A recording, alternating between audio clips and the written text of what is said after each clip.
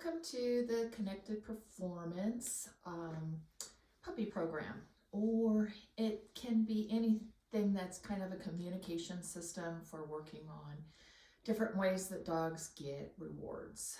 Um, so, the very first thing that we want to do is talk about marker words. So, it works somewhat like a clicker, in which it tells the dog the moment they're doing it is the exact thing that you want, is where you want to mark it, because a lot of time our timing is very poor for getting out treats. So talking a little bit about treats, and like timing and giving rewards at a timely fashion is a really important part of training.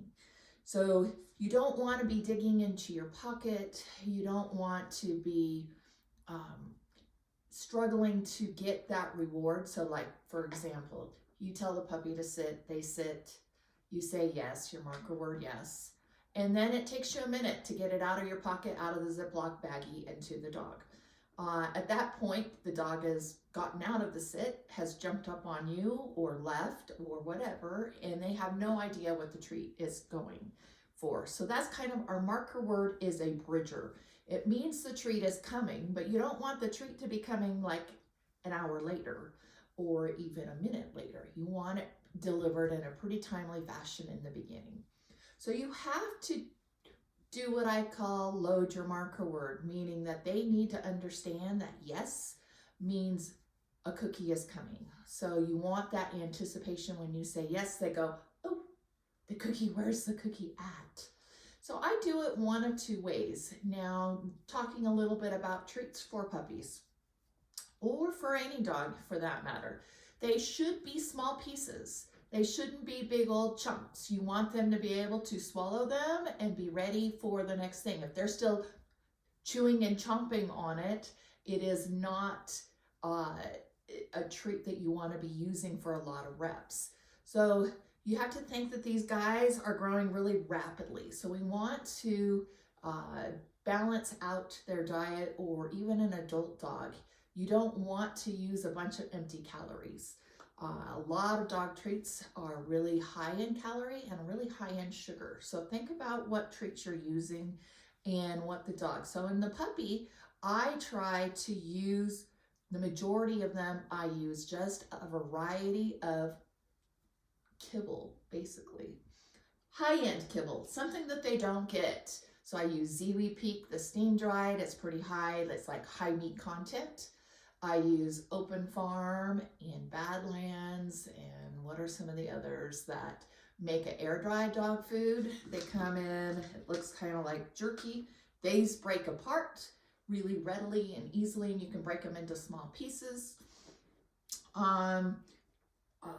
This is Honest Kitchen, kibble of some sort, but the Ziwi Peak kibble is this little small piece. It's something that, so I use the majority of that because I want them to know, balance their diet, and this replaces some of her food, basically. Now you can have some other, like I have a couple of pieces of a soft puppy treat. This is made by Wellness. I can break, this is a soft treat. I can break it up into little small pieces and give it to them. And this is duck jerky, and it just has limited ingredients, and I'll use this occasionally. But the vast majority of the time I use treats that I can break into small pieces that she can easily eat.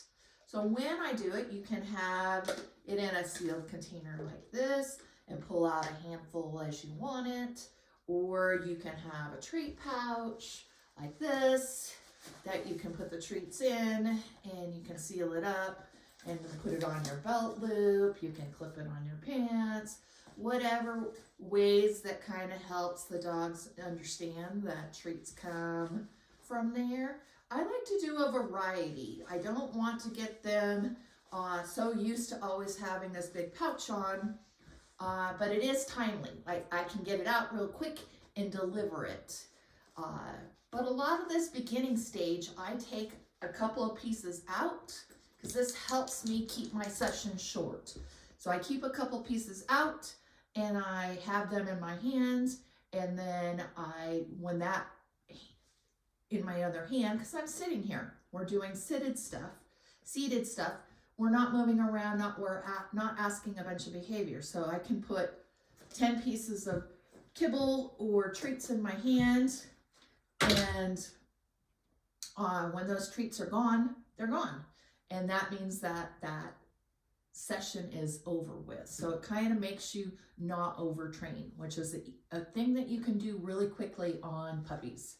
So I'm going to pull out a handful of treats, and our first thing is loading the marker word. And quite honestly, this can be like, she hasn't had lunch yet, so this is going to be like a precursor to her lunch. So I'm pulling out, no, you can't mom my hand. So I'm not letting her, if she, look at a cookie, good girl. Not letting her push and be pushy. If she is pushy, then I don't. So I'm gonna just say, yes, give a cookie. Yes, give a cookie. Yes, give a cookie. Yes. Yes. Yes. Yes. Yes. Yes. Yes. Yes. Yes. Yes. And when you're done, you can give them the rest of their food. So I oftentimes do that where that's what I do. Take a handful out of their meal, you load your marker word, and then you quit. So there's a lot of things that we're going to be able to tie in with the marker word fairly quickly this week. The name game, where we say their name and deliver a cookie. We still will mark it with a yes. So a yes is a bridger, meaning, so I'm going to say the name. I look for the eye contact. I mark with the eye contact with a yes. I deliver the cookie. So it's kind of a two-part thing. I'm still asking for two behaviors, and they start understanding. So you could do this very easily. You feed puppies 3 times a day usually. Take a handful out, do a couple of these behaviors, call it good. So the collar grab game, the name game, and like loading a clicker can all be done easily with portions of their meal, and then jackpot them at the end by putting their food down and they finish the rest of it.